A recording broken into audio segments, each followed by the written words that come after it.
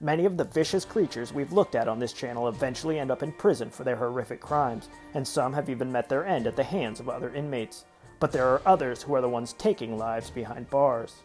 From 1974 to 1978, one particular UK monster took the lives of 4 people, the first in London and the rest while incarcerated, first at Broadmoor Asylum and then Wakefield Prison. After a rough childhood, he began his series of murders at only 21 years old.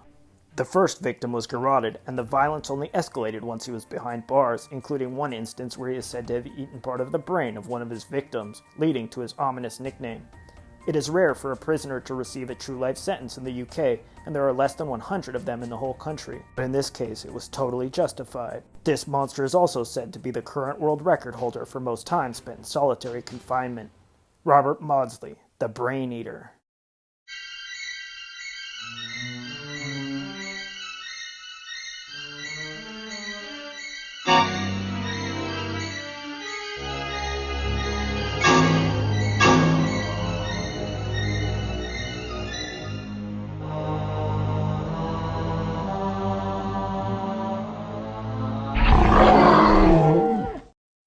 This subject was suggested by a friend of the channel, Mark D. Check him out in the comments. Thank you, Mark.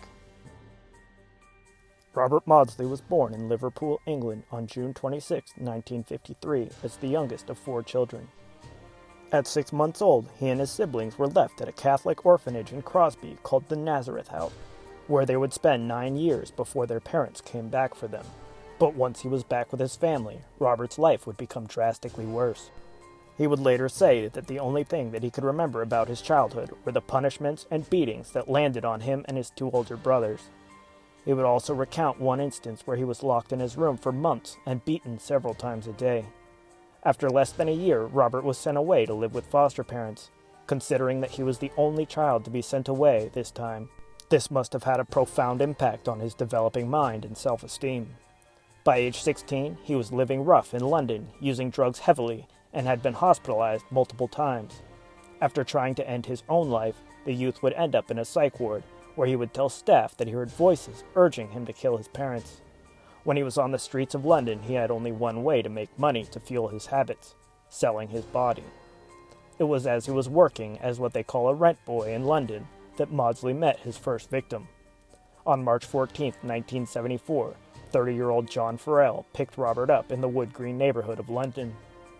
According to the killer, Farrell showed him photos of boys that the man had done terrible things to, which sent Maudsley into a rage. He used a garrote to strangle Farrell, and then smashed his head with a hammer after stabbing him. After the first murder, Maudsley turned himself in, telling police that he needed psychiatric help. And indeed, he was found unfit to stand trial, so he was sent to Broadmoor Hospital. It was after he was incarcerated that the creature made a reputation for himself.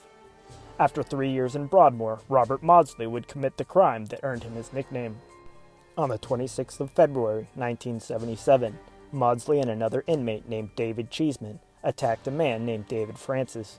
The 26-year-old had been convicted of doing terrible things to kids, and so Maudsley and Cheeseman dragged him into a cell, tied him up, and blocked the door.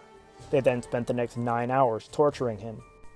Once again, when it was finally time to dispatch their victim, the monster would use a garrote. When they were done, they took Francis out of the cell and held his body up so that staff would see. This is where the legend of the Brain Eater originates. Some reported that David's head was split open and that a spoon was hanging out of it. However, one of the guards would say that this was not true, and Maudsley had simply made a weapon by forming a plastic spoon's handle into a point and stuck it into David's ear. The creature would claim that the crime was revenge on behalf of a friend, but who knows whether this is true. He was convicted of manslaughter and transferred from Broadmoor Hospital to Wakefield Prison with a life sentence and a recommendation that he never be let out.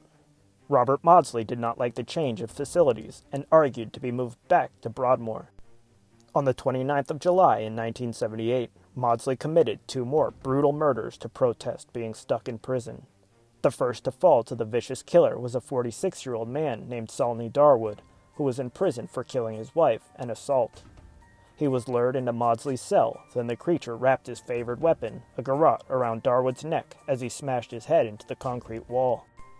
Once he was done, Robert stashed the body under his bed, and then attempted to lure other inmates into his cell. When he was unable to draw any other victims into his chamber of horrors, Maudsley went out in search of another victim, armed with a homemade knife. He was able to corner a 56-year-old man named William Roberts, who was locked up for abusing a young girl. Using the homemade knife, Maudsley stabbed Roberts repeatedly, again swinging his victim's head into the concrete wall. Once Roberts was dead, the creature approached the guard station, laid the knife on the table, and declared that they would be 2 men short during the next roll call. When asked why he committed these 4 murders, Maudsley claimed that they were all abusers and that he was not a threat to anyone but those who did horrible things to children.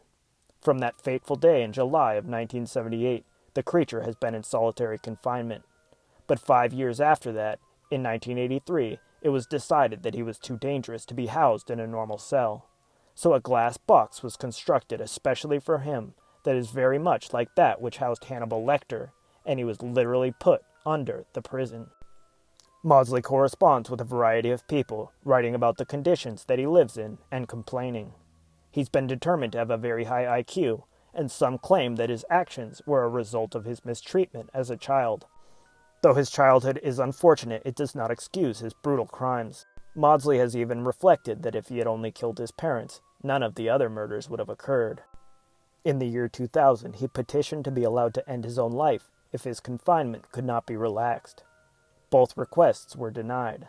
The twisted monster also asked if he could have a pet bird, which leads to the question, does he actually think he deserves any sort of comforts after what he has done?